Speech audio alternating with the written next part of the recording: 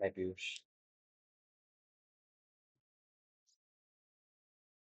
और क्या चल रहा है? नहीं, दिवाली पे घर आया। सही है, सही है। So Piyush, can you just briefly introduce yourself first? एक सेकंड, आपका वीडियो ऑन है क्या? हाँ। वो मेरा दिख नहीं रहा। uh, मेरी तरफ से तो आ रहा है।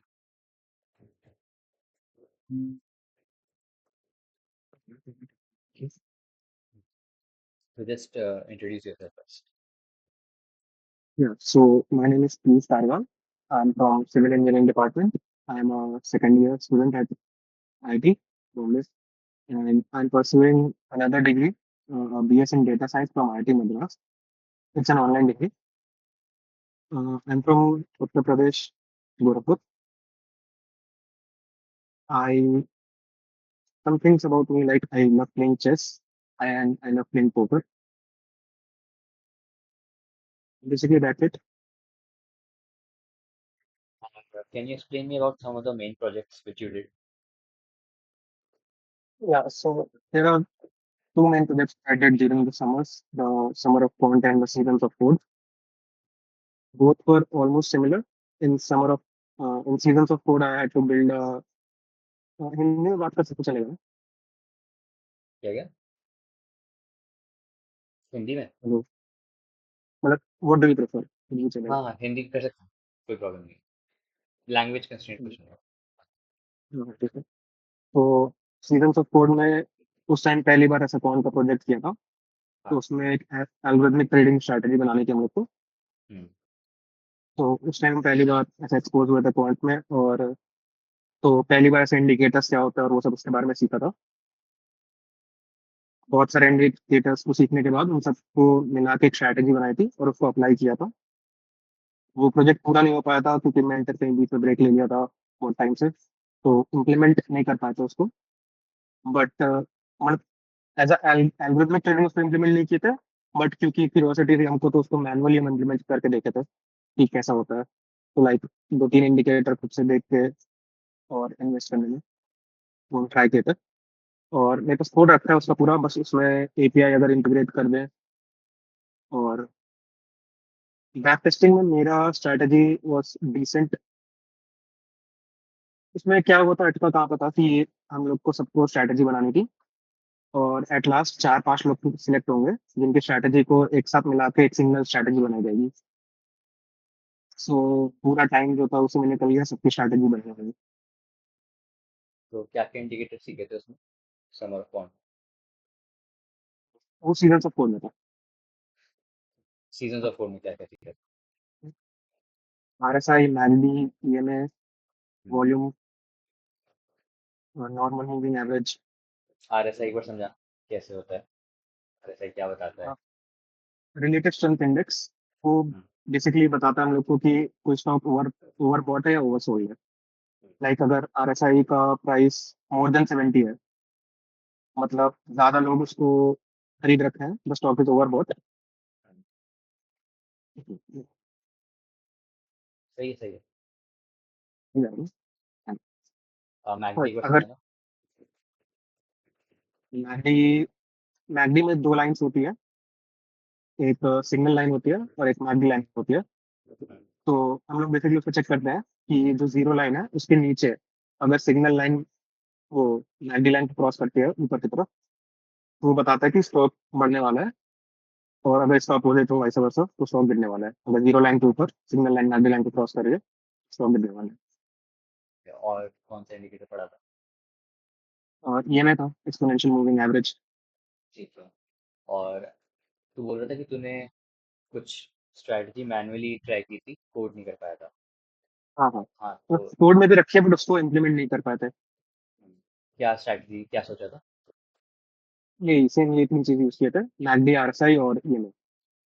तो अगर 50 डेज मूविंग एवरेज, अभी current stock price 50 days moving average के ऊपर हो, और RSI is less than 30, and MACD signal भी अगर हमको देता है कि स्टॉक खरीदना चाहिए, then I will buy it. And अगर उल्टा हुआ तो then I will short it. और और कैसी चल उसमें रही फिर थी? क्या आ रहा था रिजल्ट? क्या क्या कैसा आ रहा था उसका रिजल्ट? बैक टेस्ट रन होगा। आ, ऊपर नीचे था, लाइक नॉट वेरी गुड। हम्म। कुछ 200 रुपये आ रहे थे, मतलब 200 रुपये मेरे लॉस में गए, अच्छा। क्योंकि मेरे पास कुछ ऐसा स्टॉपिंग क्राइटेरिया बहुत अच्छा नहीं था। हम्म। क्योंकि हम मैनुअली सोच रहे थे कि अगर 1.5% प्रॉफिट होगा तो ही हम निकाल लेंगे, तो आई गेस उसमें अगर और कुछ अच्छा कर सकते थे। तेरे पास है कोड इसका, जितना भी लिखा था? हाँ हाँ एक बार शेयर करेगा उसमें? हाँ। वो है, मेरे ड्राइव पे होगा कुछ। हाँ, जिस पे भी, मतलब बस दिखा दे कोड पर। क्या लिखा था वो देखने की, कैसे लिखता है।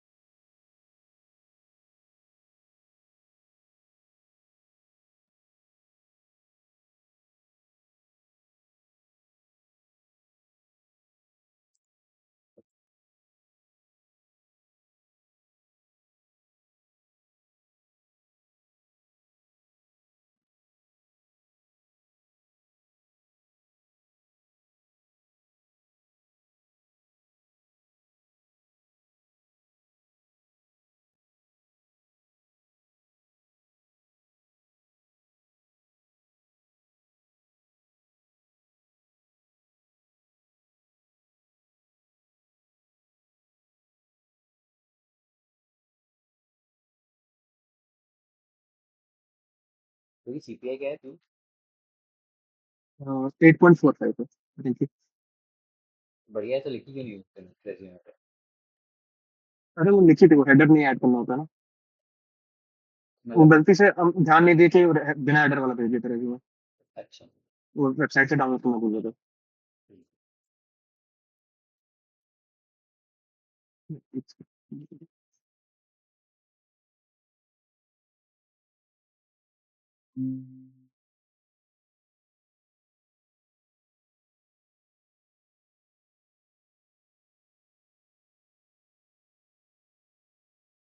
तो आप समझाएगा इधर?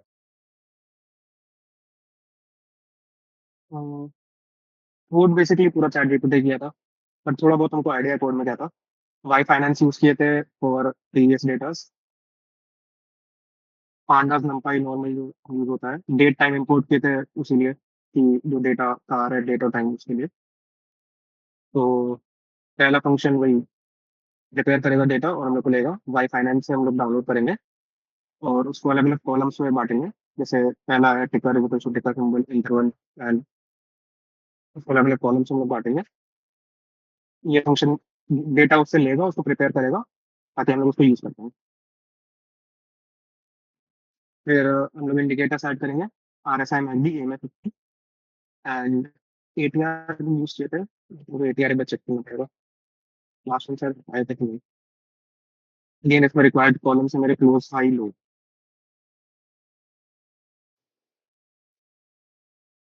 वो सारे इंडिकेटर्स ऐड किए हैं।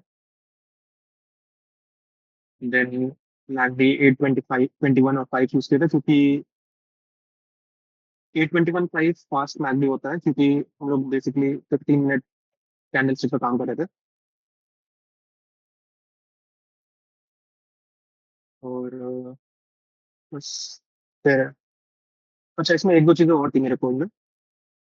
ये ये जो स्ट्रैटेजी बताई थी, मेरी सबसे बेसिक वाली स्ट्रैटेजी थी। इसमें फिर और भी बहुत सारी चीज ऐड किए थे फाइनेंस स्ट्रैटेजी में अपने। इज मतलब एग्जैक्ट चीज तो हमको भी नहीं याद है, बट स्ट्रॉन्ग बुलिश कैंडल ये चेक करेगा कि लास्ट वाली जो कैंडल थी अपनी, उसका बॉडी का साइज क्या था, टोटल रेंज क्या थी, मतलब टोटल उसका बॉडी का रेशियो क्या था, जो अपनी प्रीवियस डे की कैंडल थी, मतलब लास्ट 15 मिनट कैंडल थी। अगर उसका बॉडी का रेशियो 0.55 से ज्यादा है तो हम इन जाएंगे। क्योंकि इससे पहले जो स्ट्रैटेजी मैंने बताई थी उससे बहुत अच्छे रिजल्ट नहीं आ रहे थे। जो एग्जैक्टली स्ट्रॉन्ग बेरिश कैंडल इसी को उल्टा। फिर ये वाला कोड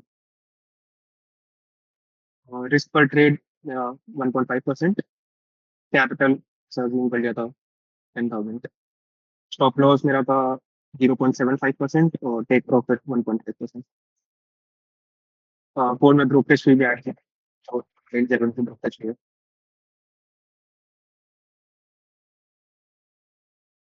समर ऑफ क्वांट में क्या क्या और किया था?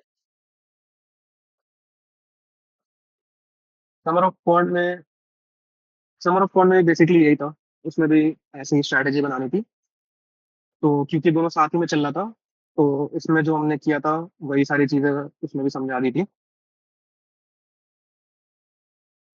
उसमें कुछ ज्यादा नया नहीं किया था, उसमें सीखने के लिए बहुत कुछ था। उसका जो स्टार्टिंग का नोशन वाला लर्निंग वाला था उसमें बहुत कुछ एक्स्ट्रा चीजें थी, लाइक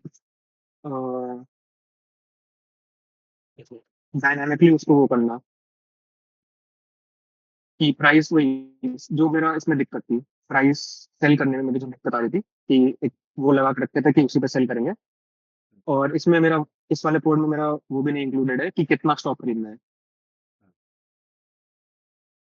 वो सब उसमें सीखने के लिए था कि कैसे तुम डिसाइड कर सकते हो कि कितना स्टॉक खरीदोगे और कितना बेचना है किस टाइम पे।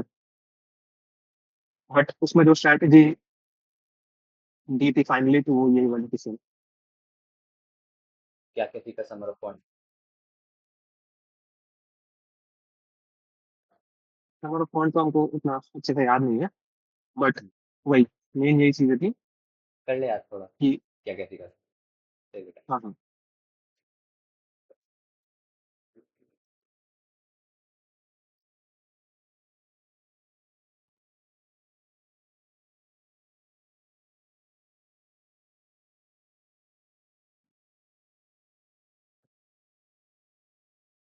और उसमें जिस क्या है उसको कि उसमें लिनियर अलजेब्रा यूज था, कि एज ईच स्टॉक को हम लोग ऐसा वेक्टर लेंथ ऑफ वेक्टर में रिप्रेजेंट करेंगे। और फिर एग्जैक्टली कैसे हम लोग वो डिसाइड करेंगे कि कब उसको कितना खरीदना और कितना बेचना है वो हमको नहीं याद है, but it was something related to this. उसी से हम लोग डिसाइड करते हैं कि कैसे खरीदना और कैसे बेचना है। लेंथ ऑफ द वेक्टर कौन सी तो कैसे बोला था आपको? स्टॉक प्राइसेस को एज लेंथ ऑफ वेक्टर्स, अच्छा। कि मतलब ऐसा वेक्टर रिप्रेजेंट करेंगे। got it। और बेसिकली और फाइनेंस के टर्म्स जैसे ऑप्शंस और वगैरह वगैरह। ऑप्शन समझाएगा मतलब? ऑप्शंस इज कि अभी हम स्टॉक नहीं खरीद रहे हैं, बट उस स्टॉक को बाद में खरीदने का आपसे राइट खरीदना, ऑप्शन। कितने टाइप के होते हैं? By option, call and put. Call अगर तुम खरीदने का राइट खरीद रहे हो, और अगर तुमको शॉर्ट करने का राइट चाहिए तो उसको पुट ऑप्शन। तो लेट्स से मैं एक कॉल है और उसको शॉर्ट कर रहा हूँ। क्या है? एक कॉल ऑप्शन है निफ्टी का हम्म, और मैं शॉर्ट कर रहा हूँ उसको। हम्म, तो मेरे को एक एग्जांपल दे कि इतनी स्ट्राइक प्राइस थी, इतनी एक्सपायरी थी। मेरे को थोड़ा समझा कि बात की कॉल ऑप्शन। तो कोई बहुत ही बेसिक एग्जांपल ले ले जिससे मेरे को समझ में आ ठीक है जाए कि तेरे को बस पता है कॉल ऑप्शन क्या ठीक है होता ठीक है। मान लिया हम दोनों के बीच में ट्रांजैक्शन हो रहा है, तो स्टॉक अभी 100 रुपए का है। है। ठीक है, और हमको अभी लग रहा है अगर कि वो बाद में बढ़ने वाला है, और आपको लग रहा है कि नहीं बढ़ेगा, तो हम लोग एग्रीमेंट करेंगे। मेरे पास अभी 100 रुपए नहीं थे आपको देने के लिए, तो हम आपको 5 रुपए देंगे और आपको बोलेंगे कि एक महीने बाद ये स्टॉक हमको 100 रुपए में ही चाहिए। तो हम प्राइस लॉक कर रहे हैं उसका अभी से ही, मैं पेइंग प्रीमियम। तो आपको एक्सेप्ट करेंगे, और एक महीना हो जाएगा। इसमें भी दो टाइप होता है, American calls and European. American में क्या है कि मेरे पास एक महीने के ड्यूरेशन में, मान लिया एक्सपायरी पीरियड है एक महीना, तो उस ड्यूरेशन में हम कभी भी आपसे आकर स्टॉक खरीद सकते हैं। और यूरोपियन कॉल होता है कि एक्सपायरी डेट के दिन ही हमको वो करना पड़ेगा, एक्सरसाइज अपना शॉप। तो मान लेते हैं हम लोग यूरोपियन यूरोपियन में काम कर रहे हैं, तो एक महीना हो गया और वो 100 रुपये 90 का हो गया। तो हम आपसे नहीं लेंगे, वो खरीदेंगे ऑब्वियसली, क्योंकि मेरा फायदा नहीं है वो 100 में खरीदने का। और वही अगर वो 100 की जगह 110 का होता है, तो हम बोलेंगे क्योंकि हमने पहले आपसे प्राइस लॉक कर चुका है, तो अब आप 110 वो स्टॉक हमको 100 में दो और फिर तुरंत उसको बेच देंगे, तुम्हें का 5 रुपये प्रॉफिट। ब्लैक शोज मॉडल पता है क्या? हाँ। अभी प्रोजेक्ट जो आपने बोला था ना सोचने के लिए, हम वही सोचे थे ब्लैक शॉर्ट पे करेंगे। तो क्या सोचा था? तो पहले क्योंकि ब्लैक शॉर्ट का नाम बहुत सुना था, पर कभी ऐसे देखा नहीं था कि होता क्या है, तो कल ही सर्च किया तो समझा था। ब्लैक शॉर्ट मॉडल वही करता है कि वो ऑप्शन का जो प्रीमियम आपको पे कर रहे हैं, उसका क्या प्राइस होना चाहिए, वो डिसाइड करता है, जिससे दोनों पार्टी की इक्वल प्रोबेबिलिटी हो टू गेन समथिंग और लूज समथिंग। तो उसमें बहुत सारे फैक्टर्स यूज होते हैं, जैसे कि स्टॉक का करंट प्राइस क्या है, वॉलेटिलिटी क्या होने वाली है, एंड मेनी और फैक्टर्स उसमें आते हैं। उससे वो डिसाइड करता है कि ऑप्शन का प्राइस प्रीमियम क्या पे करना चाहिए बायर को। तेरे को पता है फॉर्मूला देखा है उसका, ब्लैक शॉर्ट? हाँ, फॉर्मूला देखा है, मतलब पता है एग्जैक्टली अभी याद नहीं है। ये पता है कि अ, वो फॉर्मूला एक्सप्लेन कैसे होता है कि हर टर्म क्यों आ रही है, और वो इंट्यूटिवली पता है कि फॉर्मूला सही है वो। थोड़ा बहुत लाइक एक दिन में उतना ज्यादा भी नहीं देख पाया, बट ऑब्वियसली अभी देखेंगे उसको। इतना पता है उसमें दो टर्म होता है, एक ND1 वाला टर्म होता है, एक ND2 वाला टर्म होता है। जो ND1 वाला टर्म होता है, वो अपना जो स्टॉक का नॉर्मल ग्रोथ है, जो अपना मॉडल है, उससे कितना आगे पीछे होने वाला है, उसको मॉडल करता है। और जो ND2 वाला इधर राइट साइड वाला टर्म होता है, वो अपना वॉलेटिलिटी को कंसिडर करता है। एक बार गूगल खोल, हम्म। ब्लैक शॉर्ट एक बार पूरी शेयर करिए स्क्रीन विंडो में बस।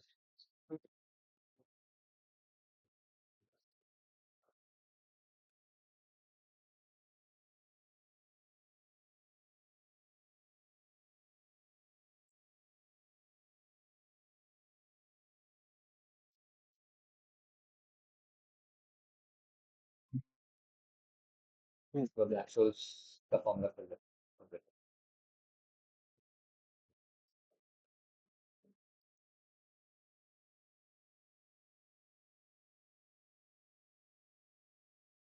बस फॉर्मूला रुकना चाहिए।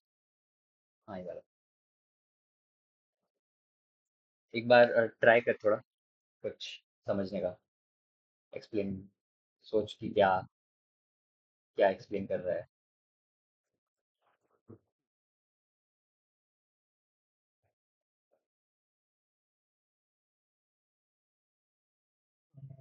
एक दोनों साइड नॉर्मल डिस्ट्रीब्यूशन का वो क्यूमुलेटिव फंक्शन है, हम्म, मतलब उसकी प्रोबेबिलिटी वो आता है क्योंकि ब्लैक होल एज अ मानता है, ब्लैक होल में ये कंसिडर किया गया है जो सारे स्टॉक है वो एज वो नॉर्मली डिस्ट्रीब्यूटेड है, इस वजह से वो आता है।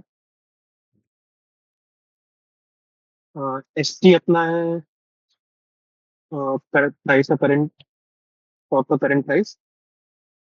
के अपना होता है ऑप्शन प्राइस। ST और के में से वो रेशियो होता है अपना कि कितना हम लोग एक्सपेक्ट कर रहे हैं स्टॉक को बढ़ने का, जो कॉल से प्राइस आएगा, और अभी जो करंट प्राइस है उसका। R is the risk free return. और क्योंकि हम लोग नॉर्मल डिस्ट्रीब्यूशन माने हैं, सिग्मा स्क्वायर उसका वेरिएंस होता है, क्या और वो बताया था टाइम तुमने? टी। हाँ। ये क्या एस बोला इज था? The current S is the current stock price. हाँ। और के होता है द प्राइस, एग्जैक्ट हम श्योर नहीं है, बट मेरे जहाँ तक हमको याद है कि के वो होता है प्राइस जो हम लोग एक्सपेक्ट कर रहे हैं स्टॉक को बाद में, तो बाद में एक्सपायरी पे। ये स्ट्राइक प्राइस होता है जिस प्राइस पे अपन ने ले रहे हैं उसको। तो फिर एस की तो वही हुआ, एस तो करंट प्राइस एस हुआ। करंट प्राइस है। लेट्स से मैंने आज लिया और मैं 10 दिन बाद दे रहा हूँ, हम्म। तो 10 दिन बाद प्राइस अलग होगी स्टॉक की, अच्छा, लेकिन वो स्ट्राइक उल्टा बोल रहे, ठीक है ठीक प्राइस है, अलग got है। it। हाँ हाँ, ठीक है। ND2 एंड E की पावर -RT वाला टर्म इसमें आता है, क्योंकि क्योंकि कोई भी टाइम,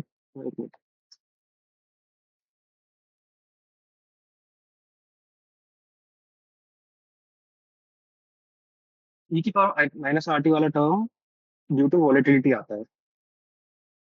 मैं करेक्ट। नहीं है, वो डिस्काउंट की वजह से आता है, क्योंकि अपन देख रहे हैं कि प्रेजेंट, अपन को चाहिए present value of the expected cost of paying the strike price. तो इसलिए तेरे को वो चीज को अभी उसकी क्या प्राइस है उस पे लेके आना पड़ेगा।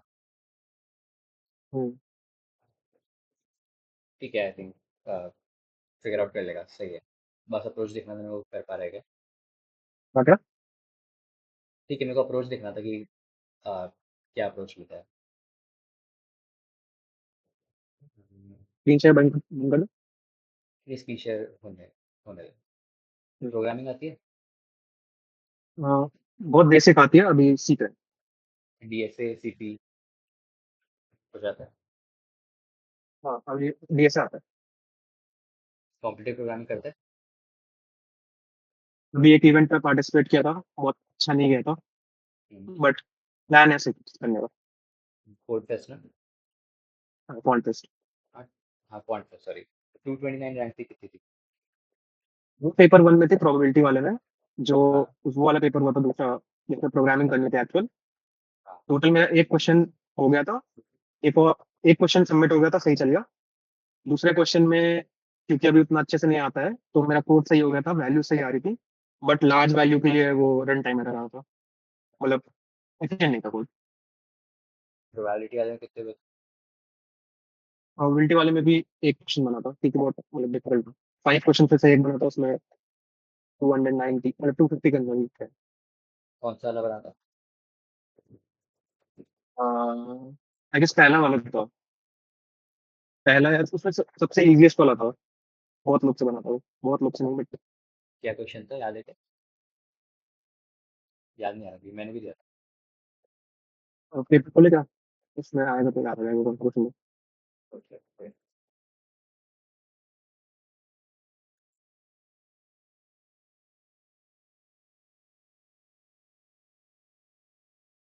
हाँ, प्रोबेबिलिटी की है। थोड़ी बहुत लाइक ट्राई। ट्राई करना भी। हाँ हाँ sure।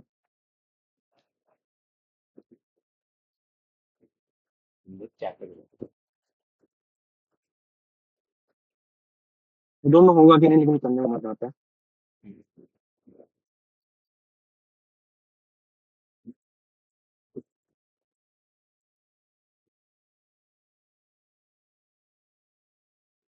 Company started funds किया है, अच्छा, बस होल्डिंग द डाउन।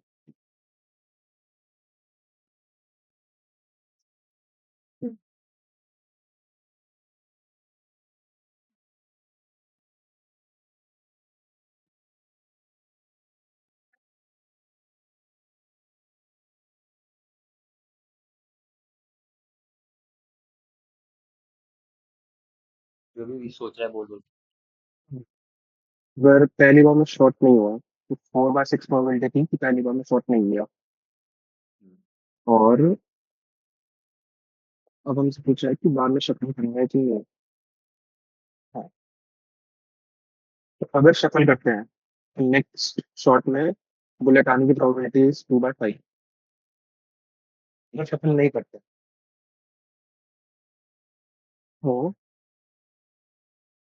तो तो ठीक है, 4 एम्प्टी शॉट्स थे।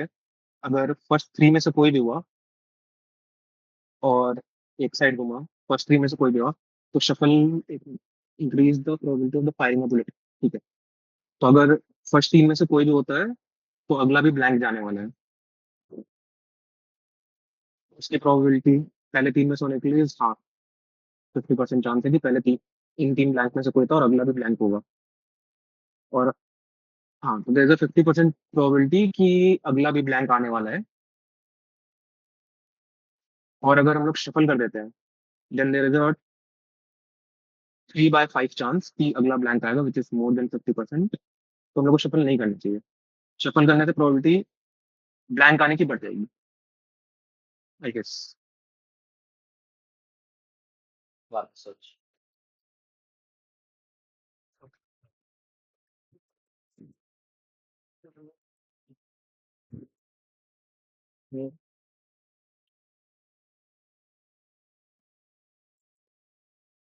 अगर तूने शफल कर दिया।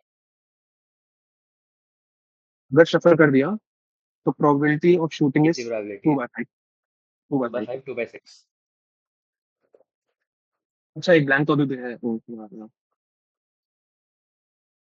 अगर शफल कर दिया तो देर इज 33% चांस कि शॉट आएगा, अगर शफल नहीं किया तो 50% चांस है। शफल नहीं किया तो कितना परसेंट है? वापस सोच।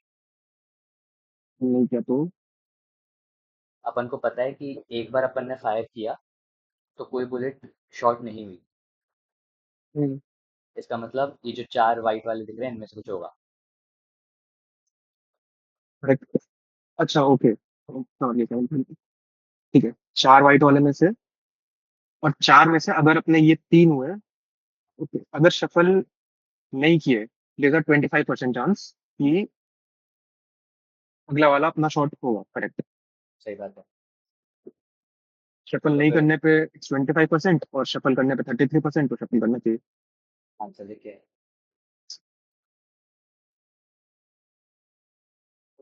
सही है।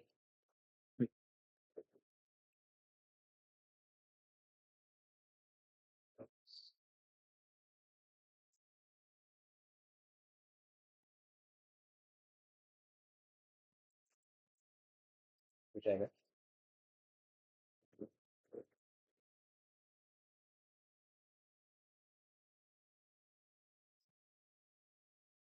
Hundred tigers and one sheep are put on a magic island that only has grass. Tigers can live on grass, but they want to eat sheep. If a tiger bites the sheep, then it will become a sheep itself. If two tigers attack a sheep, only the first tiger to bite will convert into a sheep.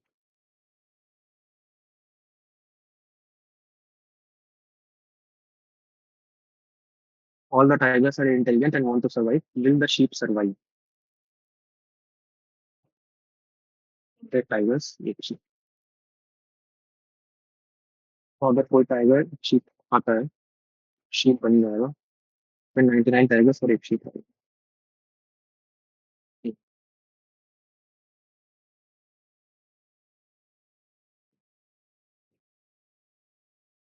है, अगर एक tiger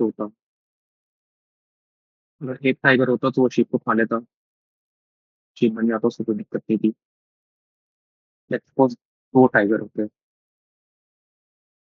अ, दो tiger होते तो अगर पहले वाला sheep को खाता और शीप बन जाता तो दूसरा वाला उसको खा लेता। तो अगर दो टाइगर होते तो शीप बन जाती। लेट्स सपोज तीन टाइगर है। तीन टाइगर में अगर पहला टाइगर शीप को खाया तो दो टाइगर बचे, और उसमें से कोई इसको खाए। अच्छा हाँ, पर इसमें कोई खाएगा नहीं। तो अगर तीन टाइगर होते तो शीप विल गेट ईटन। अगर चार टाइगर होते और एक टाइगर शीप खा के बन गया तो तीन बचे, तीन में से भी खा गया तो चार में बच जाएंगे।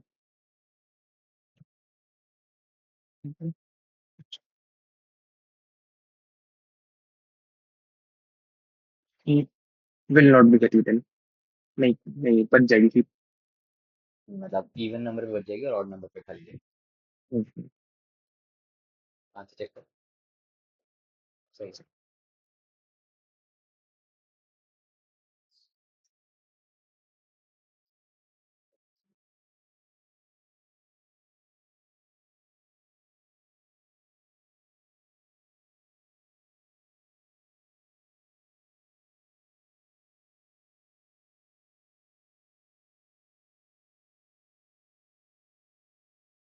Okay.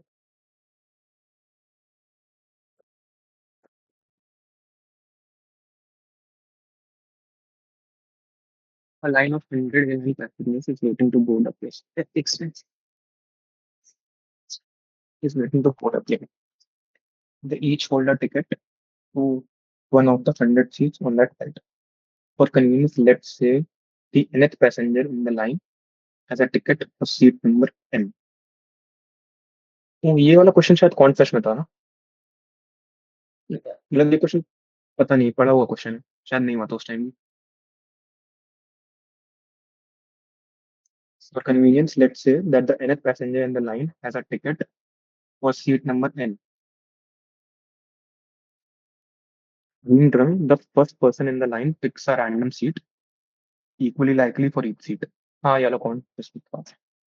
Being drunk, the first person in the line picks a seat random equally likely for each seat. All the other passengers are sober and will go to their assigned seat unless it is already occupied. If it is occupied, they will find a free seat to sit in at random.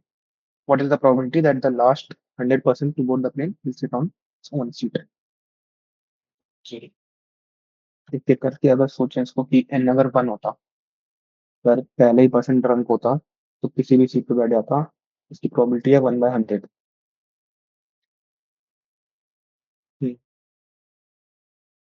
पहला person drunk है। ऐसा सोच रहे हैं कि अगर पहला person ही drunk होता. हाँ, पहला पर्सन ही ड्रंक है। नहीं नहीं, अच्छा बीइंग अच्छा वो sorry, being drunk the first person in the line picks a random seat equally. Okay ठीक है ठीक है. लेट्स सपोज वो सीट नंबर 2 पे बैठ गया, तो सेकंड पैसेंजर आएगा, इक्वली लाइकली कहीं भी बैठ सकता है.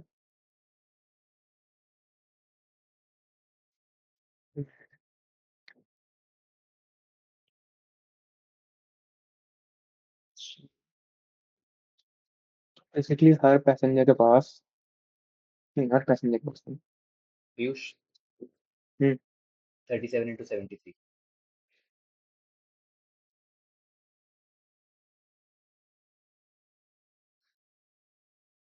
37 into 73.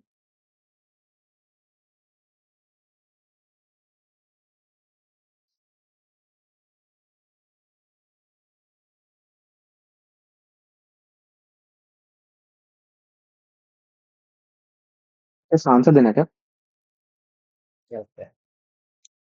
नहीं कि मतलब आई थिंक कुछ कुछ और रेफरेंस है इसका जो हम नहीं समझ पा रहे. आंसर है भाई, 37 into 73 पूछा है मैंने। अच्छा विदाउट द सॉरी सॉरी इसमें। Sorry sorry. 57 into 73.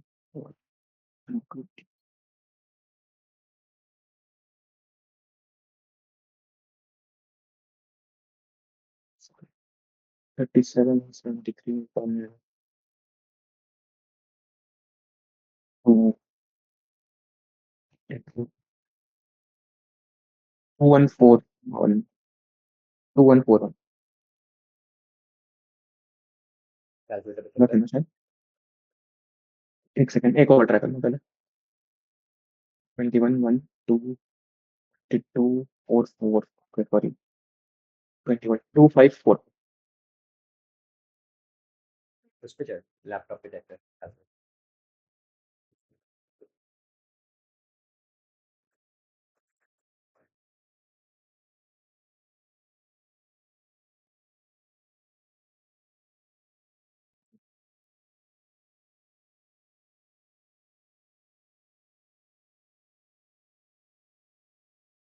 2701.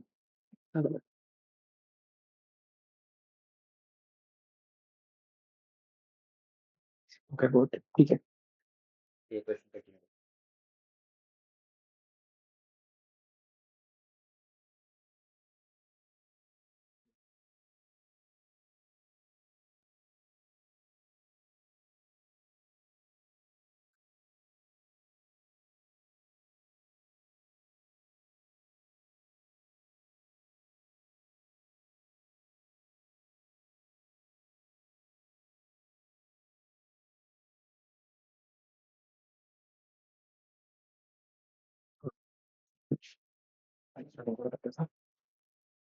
ठीक है.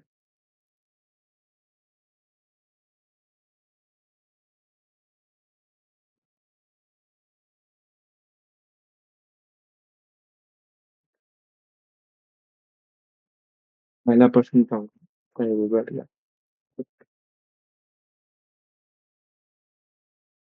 मान लेते हैं पहला पर्सन कोई सीट नंबर बैठा वो सीट है एन. ठीक. पहला गया,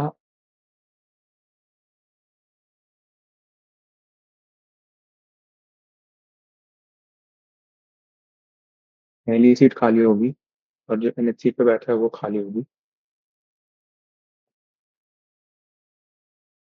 तो वो पैसेंजर आएगा, फिर वो किसी रैंडम सीट पे बैठेगा।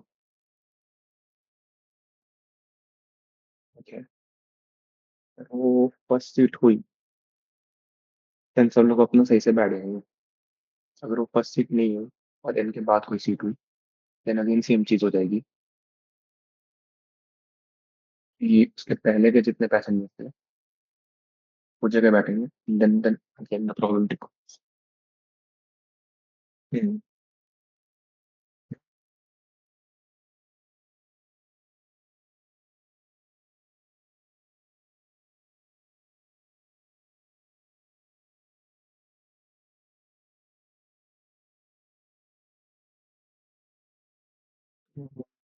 लेट्स सी व्हाट इम्पैक्ट उसकी प्रोबेबिलिटी थी।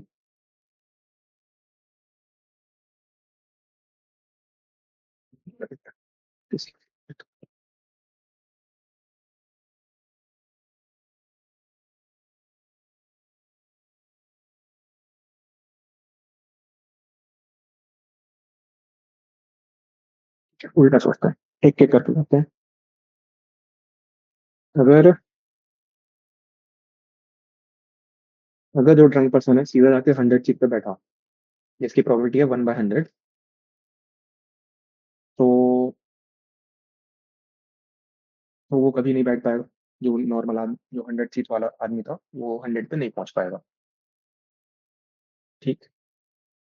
अगर ड्रंक पर्सन 99 सीट पे बैठा, तो सेकंड से लेकर 98 तक सब सही बैठ जाएंगे, और फिर जो 99 सीट वाला होगा उसका 50-50 प्रोबेबिलिटी होगी।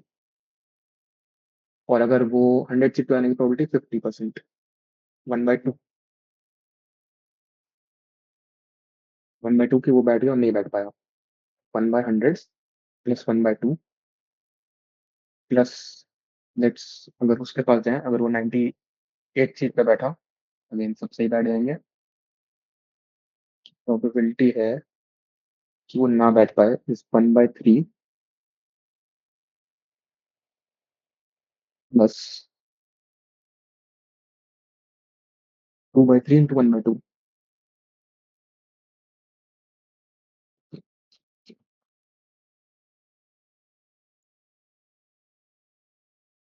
1/100 प्लस 1/100 ट्राई करते हैं, तो 1/100 तो कॉमन ही आने वाला है। 1 plus 1/2 plus 2/3 into 1/2 plus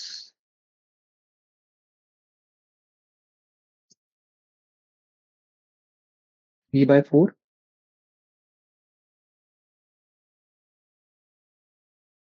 wait, 2/3 किस चीज़ के लिए निकाला है अपन? 2/3 बोले कि 100 छोड़ के किसी भी ऑर्डर बैठ जाए, उसकी प्रोबेबिलिटी 50% रहेगी। 2/3 इंटू 1/2 1/3 होकर यहीं बैठ गया। It would be 1 plus 1/2 plus 1/3 plus 1। Okay ठीक है, थोड़ा कंफ्यूज होगा इसमें, शायद पेन पेपर चाहिए होगा, ये भी, और उसमें भी कंफर्म नहीं। पेपर में जाएगा।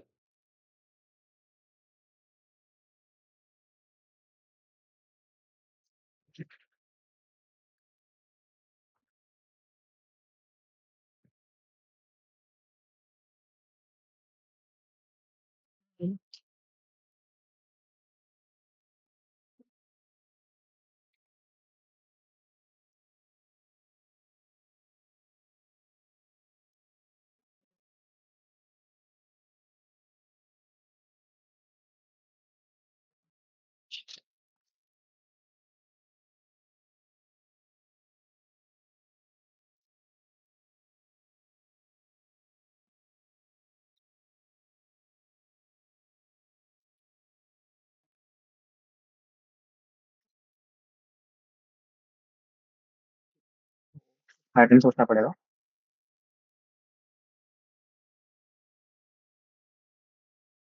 अगर ड्रंक आदमी, हम लोग पहले प्रोबेबिलिटी निकालना है कि what is the probability that last person sit on their own seat. तो हम लोग प्रोबेबिलिटी निकालना है कि अपनी सीट पर ना बैठे, जो आएगा 1 से माइनस कर देंगे। तो अगर ड्रंक पर्सन सीधा लास्ट सीट पे बैठ गया 1/100 तो नहीं बैठ पाएगा। प्लस अगर ड्रंक पर्सन किसी भी और सीट पे बैठा लास्ट को छोड़ के, which is 99, नहीं नहीं, एक एक करके जाते हैं। अगर ड्रंक पर्सन 99 सीट पे बैठा 1/100, 2 से 98 सब सही फिल हो जाएगा। 99% प्लस 50-50 प्रोबेबिलिटी होगी। जो नहीं बैठने की प्रोबेबिलिटी इज 1/2। सिमिलरली 97 पे बैठा 1/100। अब 97 वाले के पास तीन ऑप्शन है। 100, 98 वाले के पास तीन ऑप्शन है, 100, 99 एंड 1। तो उसकी प्रोबेबिलिटी कि वो इस पे ना बैठे इस 2/3। अगेन वो आया अगेन 1/2 उस पे। हाँ,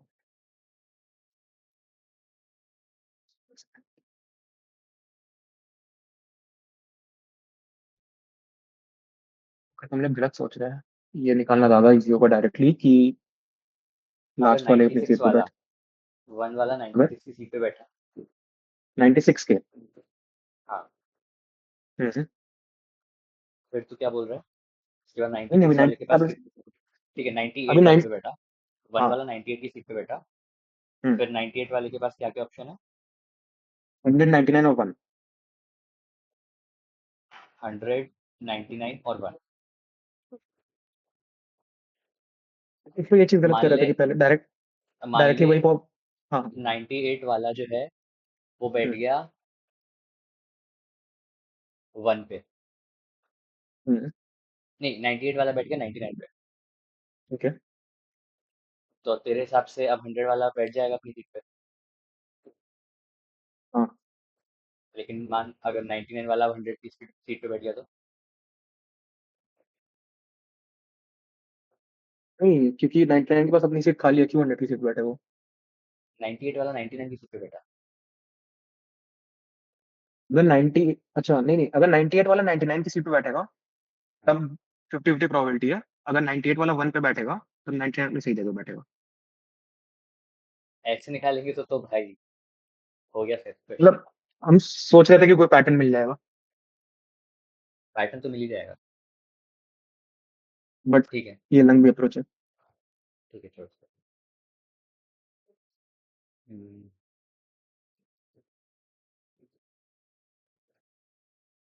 मेरे को कोई ऐसा इंस्टेंस बता हम्म, जहाँ पे तू टीम प्रोजेक्ट में काम कर रहा था और तुम्हारा जो प्रोजेक्ट है आउट ऑफ द ट्रैक जा रहा था, और फिर तूने उसको वापस ऑन ट्रैक लाया। ऐसा कोई आउट इंस्टेंस ऑफ, हुआ है? हाँ हाँ हाँ हाँ, आउट ऑफ द ट्रैक नहीं, प्रोजेक्ट स्टार्ट ही नहीं हुआ था। हम्म, अभी हो रहा है एग्जैक्टली, बीसीसी की स्टडी कंपटीशन है। तो लास्ट ईयर भी हुआ था। अपन 3 लोग की टीम थी। एक बंदा तो बस टीम में ज्वाइन किया था कि कोई कंपटीशन है पार्ट लेंगे, उसको तो पता भी नहीं था हो रहा है, उसको पता भी नहीं था टीम में। वो तो वैसे ही कुछ नहीं करने वाला था। एक और बंदा था मेरे साथ, वो काम करने वाला था।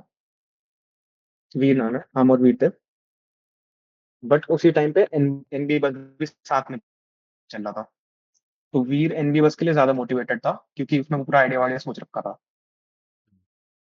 और हमको भी एनबी बस में भी उसी के साथ टीम में थे तो उसमें भी काम करना था। बट क्योंकि बीसीसी के लिए डेडलाइन आ रही थी, 2-3 दिन में थी, और उसके लिए तो वीर भी बोलता छोड़ ही दो। अब ने भी बोला था छोड़ ही दो। बट फिर हम वही कहे कि पार्टिसिपेट करना है, ऐसे कैसे छोड़ दें। तो पूरा हम स्टार्ट किए थे बनाना, पीपीटी उसकी 50% हो गया था। तो फिर बाद में वीर भी हेल्प कर ही दिया था मेरी उसमें, और आखिरी में वो सबमिट हुआ था। अभी एक और टीम इंस्टेंस में हुआ। क्यों नहीं है? क्या? हाँ हाँ, बोल बोल। अभी लास्ट वीक इंसिडेंस हुआ था एक, अभी जो प्रोडिगल वाला हैकाथॉन था। हम्म, तो उसमें हम लोग का क्या हुआ था कि बहुत टाइम लग रहा था करने में। और हम्म, मेन प्रॉब्लम ये थी कि हम लोग का पूरा सैटरडे निकल गया था, सैटरडे शाम हो गई थी, और फिर ऐसा लग नहीं रहा था कि कल अगले दिन सुबह तक पूरा होने वाला है। मेन प्रॉब्लम ये थी कि अपनी टीम में 2 सिविल के लोग थे, और हम लोग का सिविल में मंडे ट्यूसडे वेंसडे 3 दिन लगातार क्विज थे। फिर वही बात हो गई कि क्या वर्थ इट है इतना टाइम देना इस पे, अगर बन भी नहीं पाया तो क्या होगा। बट फिर उस टाइम भी मेरी वजह से हम भी बाकी लोग को मोटिवेट किए कि अब रात भर एक ऑल नाइटर मार लेंगे, बन ही जाएगा। और लकली जो हम लोग का चौथा टीम में था, थोड़ा सा और प्रोग्रेस कर लिया तो उन लोग को और मोटिवेशन आ गई, और हम बोले भी करने को, तो फिर ऑल नाइटर की और बन भी गया था, तो टीम सेलेक्ट भी हो गई थी।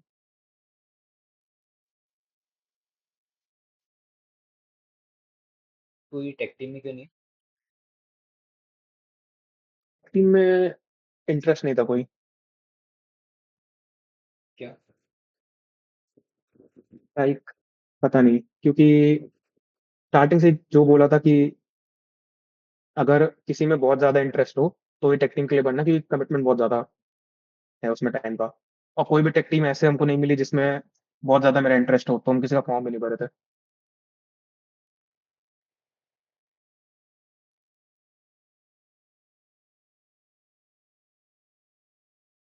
देखो, बहुत अच्छी नींद कब आती है? मतलब ऐसा क्या हुआ होता है पूरे दिन में जिसके बाद देखो सुकून की नींद आती है बहुत ही? वही कि जब बहुत सारा काम किया हो, मतलब हम्म। खुश भी ना हो अपने आप से, अगर 1 घंटे में अच्छा काम हो गया तो खुश होंगे, बट नींद तो ठीक आ जाएगी। लेकिन अगर कुछ ज्यादा मेहनत की हो पूरा दिन भर, तब जैसे वही हैकाथॉन वाला, रात भर जगे तो फिर सुबह जो सोए थे।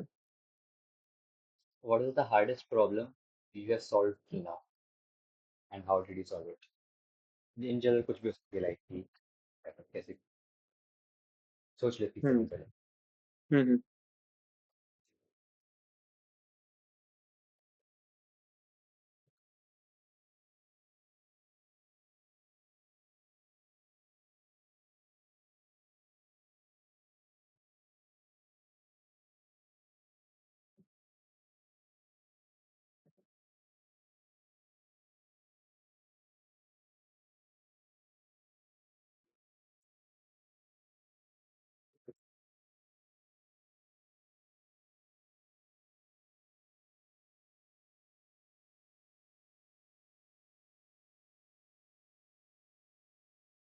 मेरी एक आदत है वो, कि काम को टालना और आलस बेसिकली।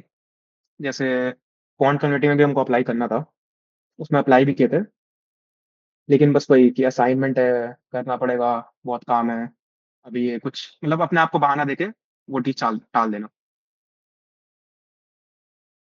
और वही तो, उसकी वजह से इतना गिल्ट हुआ था कि कोई कोई पीओआर भी नहीं थी मेरे पास। मूड आई टेक इन सब छोड़ के कोई पीओआर नहीं। क्वांट कम्युनिटी में मन था मेरा जाने का, पर उसका असाइनमेंट भी नहीं किए। तो बेसिकली वो आदत की, उतना गिल्ट तो अपने आप करना ही पड़ा कि भी आएगा, मतलब इतना तो सोचा अगर पार्टिसिपेट किया तो आखिर में सबमिट तो करेंगे इसको। मेरा क्वेश्चन था, what is the hardest problem you have solve? ठीक है, ओके। ये एक आदत थी मेरी जो मेरे लिए प्रॉब्लम थी, उसको चेंज किया था।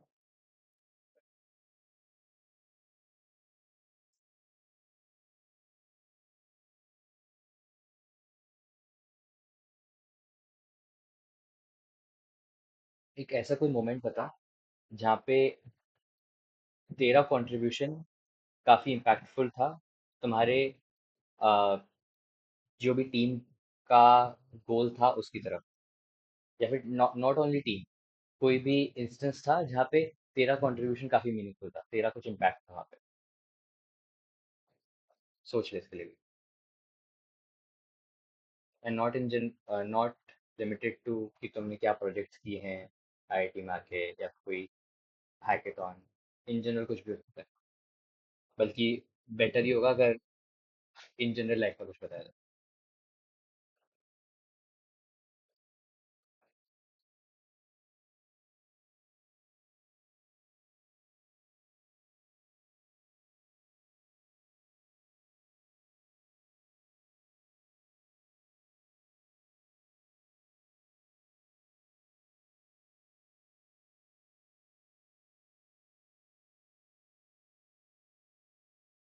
कोई भी ऐसी चीज जो इम्पैक्टफुल रही हो, जो हम्म। हमने की।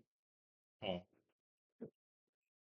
एक इंस्टेंस है, आई गेस उसको काउंट करता है तो, लाइक हमको ऐसा लगता है मेरी वाइफ बहुत फ्रेंडली है। तो जब मेरे कोचिंग में जेई के टाइम पे, स्टार्टिंग में जब नया नया जो स्टार बैच होता है 15 बच्चों वाला, उसमें नहीं सिलेक्ट हुआ था, और बाद में जब हम सिलेक्ट उसमें गए, तो इट वाज लाइक बहुत डिवाइडेड था। बीच में 4 बच्चे बैठे थे, और एक साइड पे बाकी के 10 बच्चे बैठे थे। तो स्टार्टिंग में तो हम बीच में बैठे थे, मतलब ऐसा था कि इन 4 बच्चों की उनसे बिल्कुल बात नहीं होती, इनकी इधर बात नहीं होती है। और हम गए, फिर मेरी ऐसे सबसे बात होने लगी। और कुछ टाइम बाद हमको जब हम गए तो बहुत डल सीन, मतलब बहुत डल था वो, कि वहाँ पे पढ़ने में उतना मजा नहीं आता था। बट फिर आई थिंक वो मेरी वजह से, but I don't know, but I think कि मेरी वजह से ही, क्योंकि मेरी दोनों साइड बात होती थी, सबसे बात होती थी। मेरा आने के लाइक 1 महीने बाद फिर सब लोग ऐसे सेंटर में बैठने लगे, और मतलब क्लास में और मजा आने लगा उससे।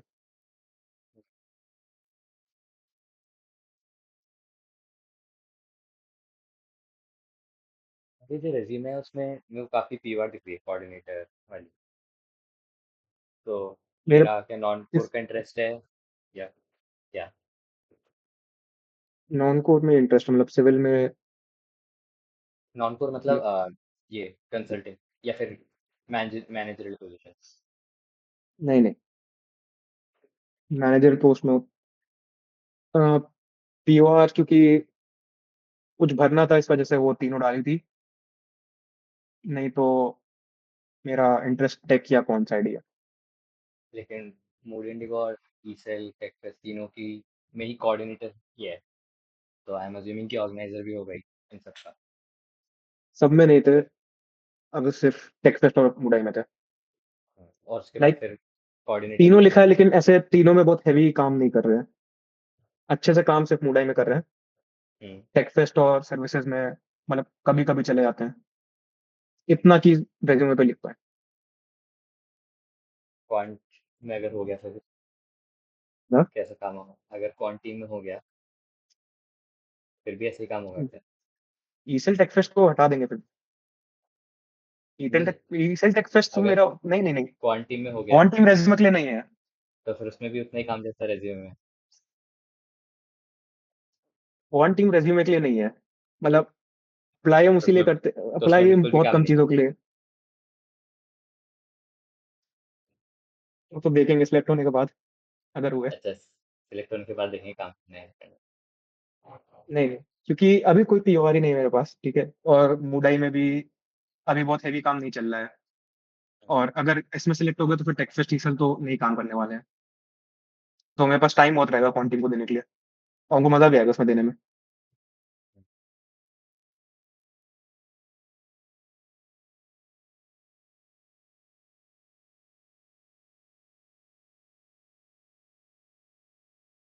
तो वो बता रहा था एक प्रोजेक्ट आइडिया सोचने के लिए बोला था, अगर क्वांट टीम में हम्म, सिलेक्ट होते तो क्या सोचा?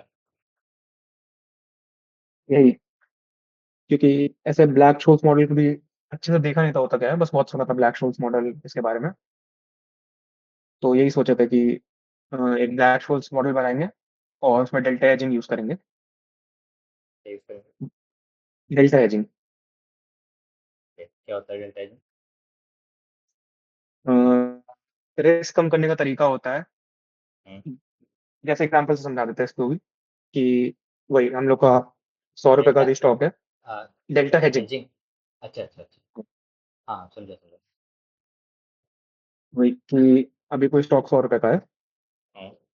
और हमको उसको उसको ऑप्शन चाहिए आपसे। हम्म। तो मान लीजिए हमने 5 रुपए का आपसे ऑप्शन खरीदा, और एक ऑप्शन खरीदा, तो हम लोग उसका डेल्टा निकालते हैं। Delta is basically change of price of, मतलब डेल्टा हम लोग को ये बताता है कि अगर स्टॉक 1 रुपए बढ़ा तो मेरे ऑप्शन का प्राइस कितना बढ़ेगा। Change in premium upon change in price. अगर अगर स्टॉक का प्राइस 1 रुपए बढ़ता है, तो मेरा ऑप्शन कितना पड़ेगा। सही है। तो मान लेते हैं अगर 1 रुपए है, अगर डेल्टा 1 रुपए है, तो हम 1 रुपए का वो स्टॉक अलग से शॉर्ट कर देंगे अपने पास से। बाकी मेरा पोर्टफोलियो लास्ट में जाके कुछ भी हो, मेरा पोर्टफोलियो न्यूट्रल रहेगा। मेरा ना नुकसान होगा ना फायदा होगा। ये तब होगा अगर अज्यूमिंग की वॉलेटिलिटी कांस्टेंट है।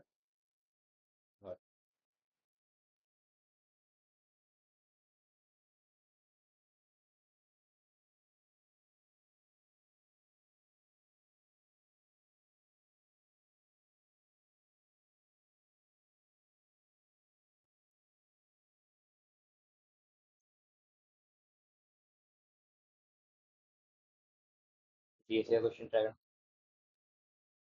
श्योर।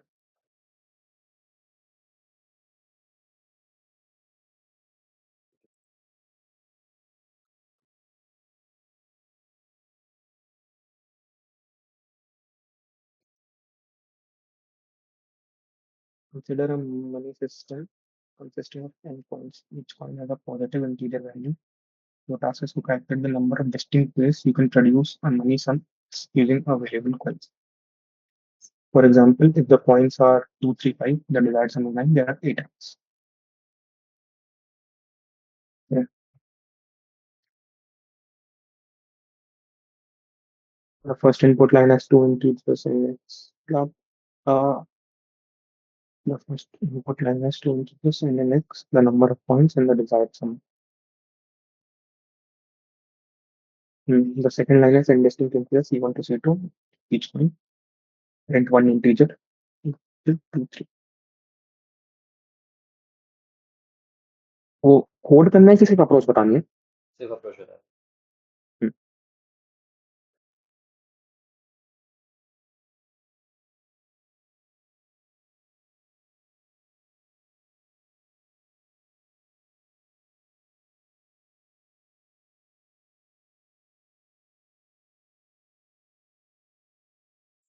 कॉपी पे लिख के सोच सकते हैं।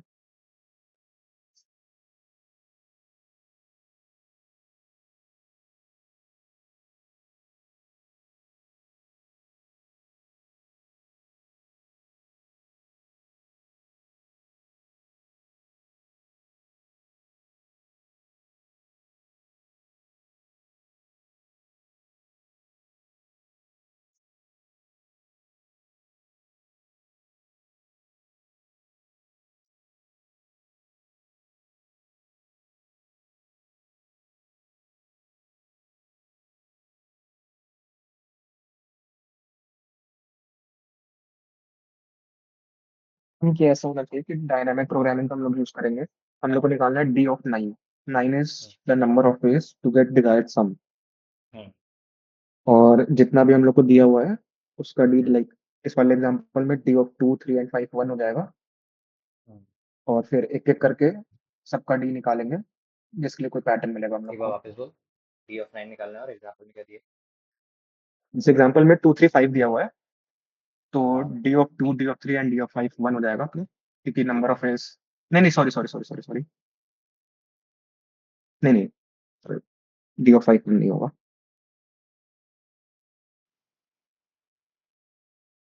वो उतना सोचना, हाँ, ठीक है, एक minute.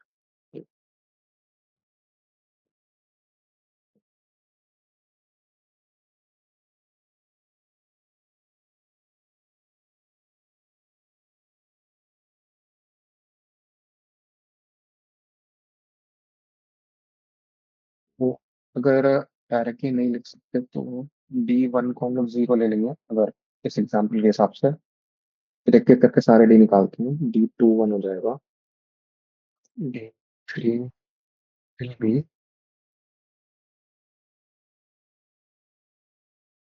D3 will be D2 plus D1 लिख सकते हैं क्या D3? हम्म,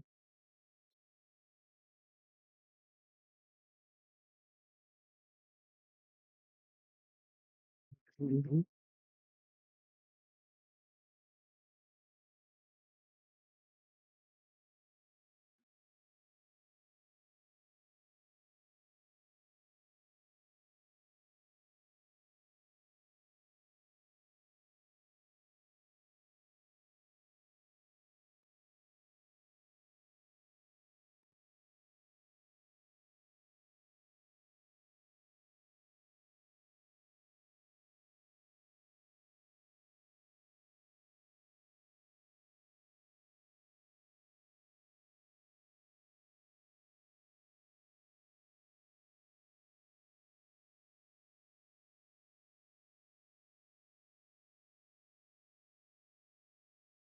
तो अगर कोई लार्ज नंबर है तो उसको कैसे ब्रेक कर सकते हैं?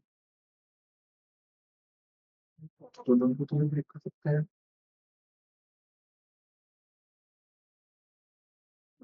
और ब्रेक करेंगे। और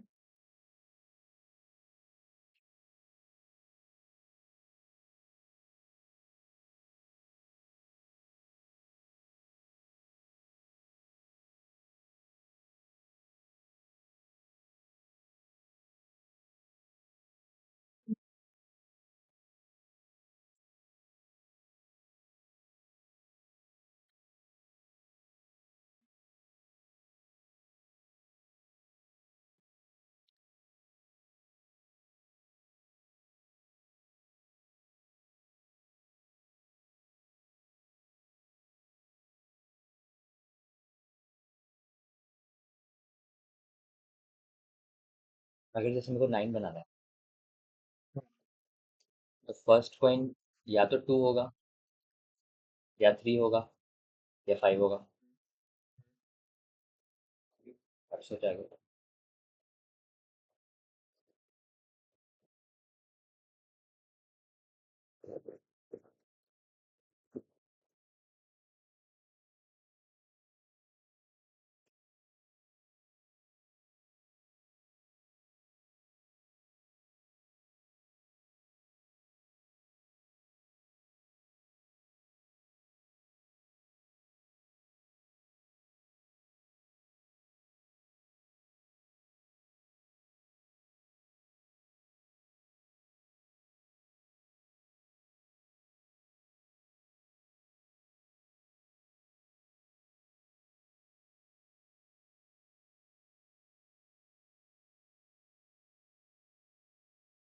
अपने अप्रोच के बाद अटल गए। एक सेकेंड।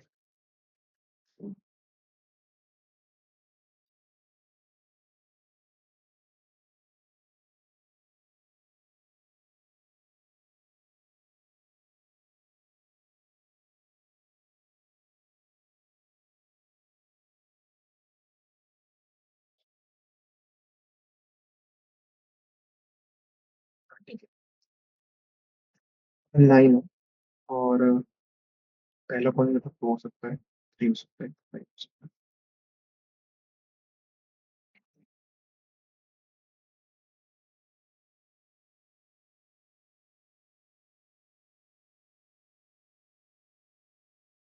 और पहला कॉइन 2 हुआ।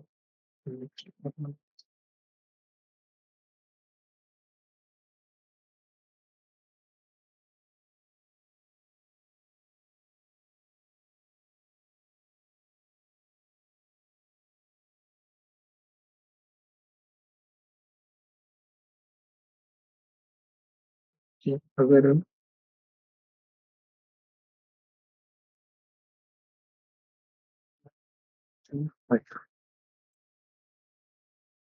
अगर पहला 2 हुआ, तो अपन को सम कितना बनाना है? 7। तो नंबर ऑफ वेज कितने हो गए? अगर मैं आंसर f(9) मान लूँ,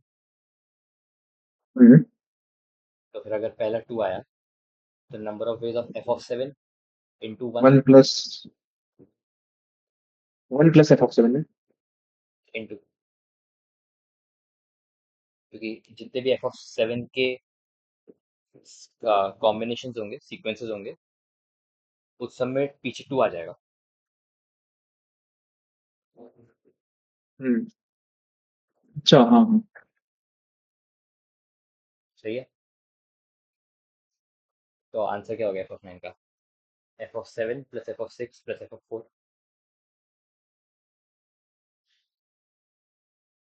ओ, हाँ। 7 plus 1 into f(6) plus 1 into f।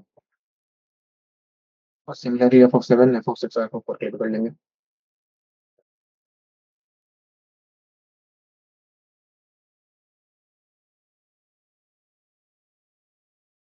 सही है। हम्म।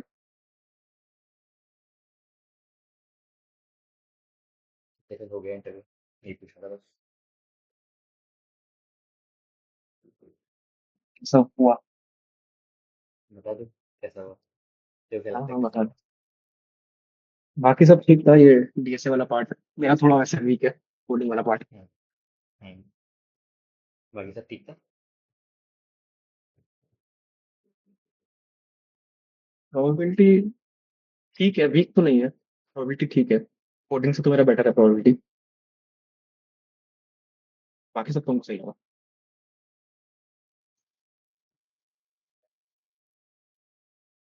फिर आपको कैसा लगा ये बताइए। मैं बताता हूँ, रिजल्ट में पता चलेगा, रिजल्ट में बताता अच्छा, कितने लोग का इंटरव्यू लिया वो तो बता सकते हैं? हूँ। मैंने कितने का लिया है, मैंने अभी, मैंने 5-6 ले लिए आज। मेरा टोटल कितने लोग का इंटरव्यू हो रहा है और कितने टोटल सिलेक्ट कितनों का होंगे? हो रहा है, टोटल कितनों का हो रहा है ये मैं तेरे को क्यों बताऊँ? स्टैट्स ऐसे कितनों का हो रहा है, कितने सिलेक्ट होने वाले हैं? अगले साल पता चल जाएगा,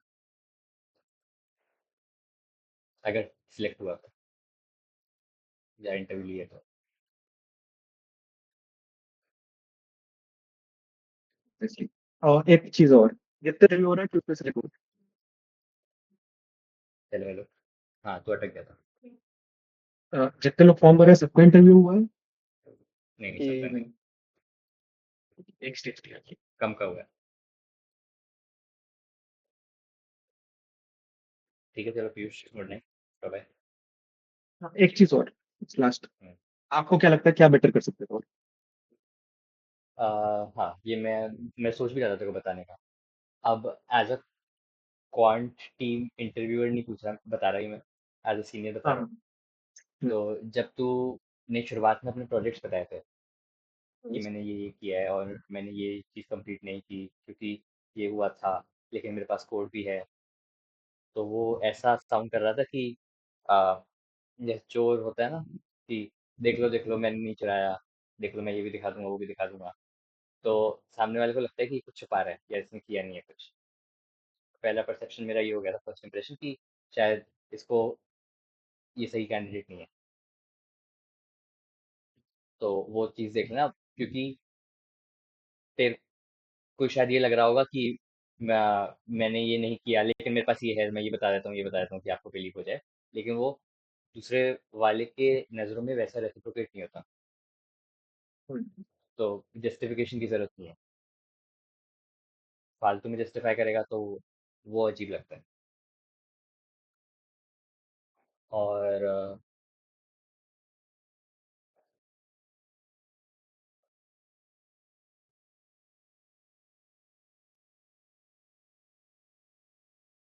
बाकी ठीक है। हम्म, बाकी ठीक है, आई आई थिंक थोड़ा वो देख लेना कि सामने वाला कितना फॉर्मल हो रहा है, कि कुछ इंटरव्यूज होंगे जहाँ पे वो फॉर्मल एक्सपेक्ट कर रहा होगा बिल्कुल। हेलो। मैं इंटरनेट इशू था। हाँ, सामने वाला।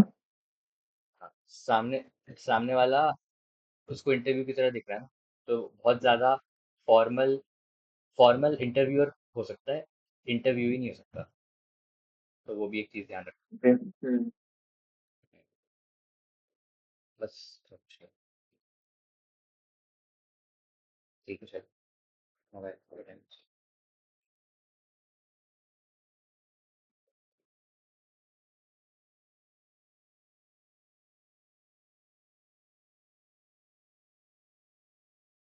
Thank you.